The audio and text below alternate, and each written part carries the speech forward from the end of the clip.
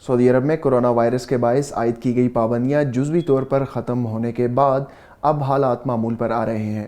اس تمام صورتحال میں اردو نیوز کے قارئین اپنے مسائل سے متعلق مسلسل سوالات بھیج رہے ہیں۔ ہمارے ایک قاری نے خروج عہدہ ویزے سے متعلق سوال پوچھا ہے۔ وہ کہتے ہیں کہ اہلیہ کو خروج عہدہ پر پاکستان بھیجا تھا، جو کہ اب ایکسپائر ہو چکا ہے، مگر اقامہ فروری 2021 تک باقی ہے۔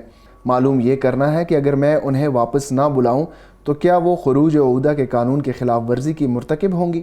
جوازات کے قانون کے مطابق خروج عہدہ پر جا کر واپس نہ آنے پر مملکت میں 3 برس کے لیے بلیک لسٹ کر دیا جاتا ہے۔ تاہم یہ قانون صرف کارکنوں کے لیے ہے، تابعین یعنی زیر کفالت اہل خانہ اس قانون سے مستثنیٰ ہیں۔ پہلے یہ قانون فیملیز پر بھی لاگو ہوتا تھا، تاہم کچھ عرصے قبل فیملیز کو اس سے مستثنیٰ قرار دے دیا گیا ہے، کیونکہ غیر ملکی کے اہل خانہ مملکت میں کسی قسم کا کام نہیں کر سکتے۔ غیر ملکیوں کے زیر کفالت افراد پر خروج عہدہ کی خلاف ورزی ریکارڈ نہیں ہوتی، وہ جب چاہیں دوبارہ مملکت واپس آ سکتے ہیں۔